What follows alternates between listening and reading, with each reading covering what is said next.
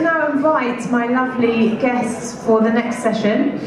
We're going to talk about the power of podcasting. So welcome up to the stage, Sara from the Times Higher Education, digital editor, I believe, and Tom Williams from the LSE IQ podcast.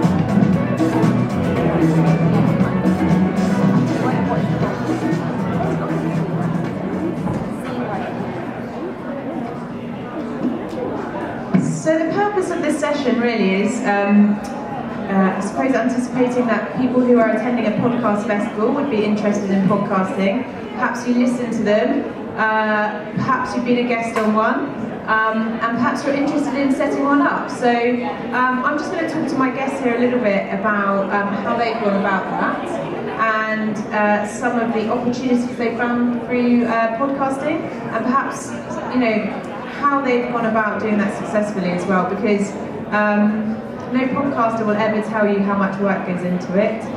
So if you can minimise that, that's great.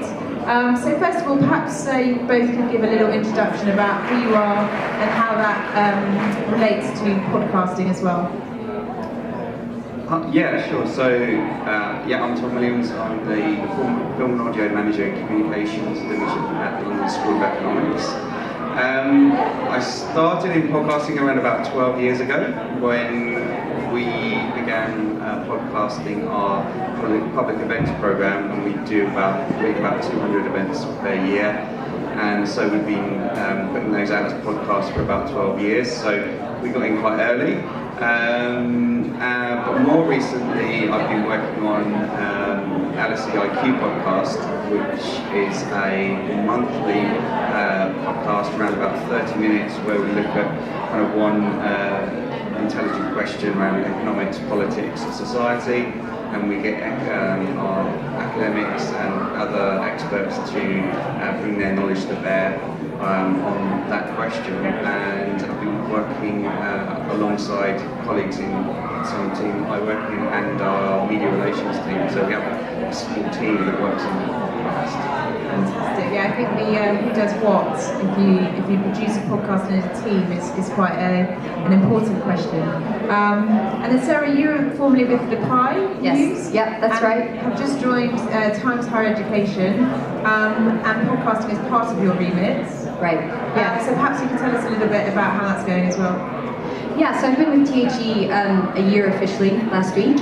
And podcasting wasn't always part of my remit. It was something that our previous digital editor was kind of giving up as he was leaving the role, and I had a history in radio.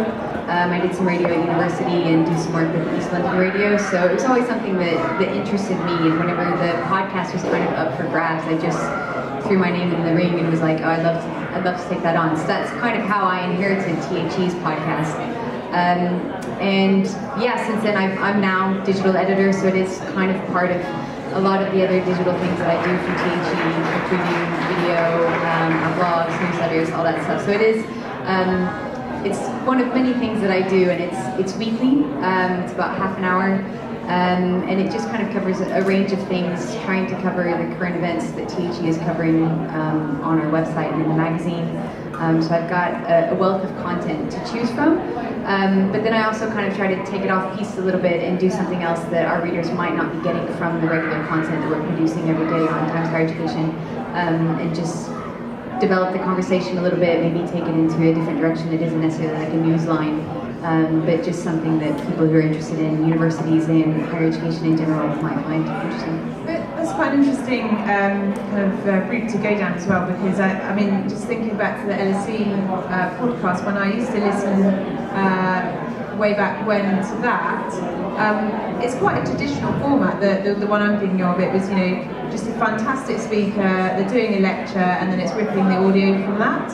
But it sounds now like both of you are sort of then delving into, can you do more interesting stuff around behind the scenes stuff and things like that. So how have they kind of evolved, and then in a minute I'll go into how do we actually get them done, so perhaps give some tips to people who are listening in as well. Yeah, well, I think LSE IQ was was really an evolution of those public events. Like you say, they are just kind of a recording of the live event. And we kind of kicked around the idea of doing a shorter form podcast that allowed us to kind of delve a little bit deeper into some of the issues and perhaps kind of communicate those issues to more of a kind of lay audience than those that might be interested in the public lectures, which can sometimes be a little bit esoteric. Initially we put together a proposal, myself and another colleague, and we kind of put that around for feedback from our kind of management team, and we kind of got the go-ahead to do some pilot episodes. So we did those, got some feedback on those, and eventually got the green light to go ahead. So that was kind of how it happened. It seemed almost like a bit of a no-brainer to do it, really, because we knew we had interesting research, interesting stories to tell, but we knew that it needed to be in a slightly different format from the public lectures. There's a couple of universities and MOOC players, for want of a better term, in the audience. If people are interested themselves to set up a podcast, or perhaps already do so, what have you found are the benefits of going through that? So, obviously, quite a lot of people set up a podcast and it's trying to keep it going and coming up with new ideas. So, if people are thinking about it, why would you encourage them to do it? And do you have any tips on how to go about that as well? Yeah, Tom and I were kind of talking about this a little bit before we came on stage. I think it's just you've got to be willing to accept that you can only do so much, and I think it's something that whenever you do have an idea and a concept, you have this idea of what it is, and then it doesn't always match the idea that you had when you first started out. So I think the first tip I have is just kind of accept what you've got and be proud of that, and just kind of push it out and try to do better wherever you can for the next time, but just kind of accept it. And I think the most important thing is just getting the content out there and then moving on and accepting that it might not be exactly as you want it to be. And the other thing I would say is definitely do it, and just don't be afraid of it, and just kind of jump in and play around with it, and you'll obviously just improve as you go along. Yeah, I would agree with that, absolutely. Just go for it. It's good to have a clear idea of what your communication goal is, what your unique selling point is going to be. I'd also say there are a lot of great online guides out there on the web about how to start a podcast. There's one by a guy called Colin Gray, whose Twitter handle is @thepodcasthost.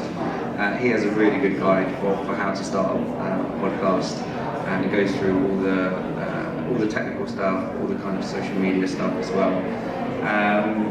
We really enjoyed it, and part of the reason we did LSE IQ was as a training and development opportunity for people, because it's a new medium that people wanted to be involved with and have experience with and have that on their CV. So that's another reason to do it, for us to do it as well. And so, for the LSE IQ podcast, how many different teams or sort of skill sets of people are involved in actually getting that out of the door? So it's two teams. So it's I work in the film and audio team, and I'm kind of from a kind of web and audio background, and we also have 3 filmmakers as well, and they kind of do a lot of the recording and the editing, and I do that as well. But we also have 3 people from the media relations team who are press officers, who obviously have a background in journalism. And they tend to be the lead editors for each episode, and so we kind of divide the tasks up between a team of around about 7 now. Yeah. And how about on your side? That's a dream. That's an absolute dream. Sounds good to me. You're looking at the team right here. I do all the conceptualization of the podcast, editing, obviously doing the interviews. I think because I have a journalism background and because I'm working in a live newsroom, the content is just so readily available to me. So that makes my job a little bit easier in terms of just what's the big story of the week, or what can I kind of take a nugget from and expand in a different direction. So in that sense, it is easier that I don't have a whole team behind me, that I can just kind of choose and be a bit more nimble and flexible with it and kind of take it from week to week. But yeah, it can be kind of stressful and a little bit of work. editing it yourself and then getting it out there, and yeah. So I have a few more questions. I just wanted to jump in. Obviously, there's some people in the audience. Whether you had any particular questions yourself about podcasting, or that we can help with. Yeah.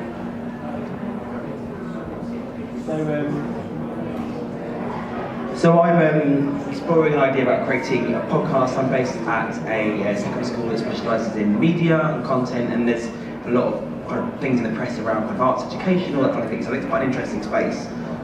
For me, the barrier is kind of time and resource. Probably similar to yourself, so it's you are the team alongside teaching, marketing school, etc. Any tips, ideas, thoughts around kind of managing time and kind of keeping the momentum going?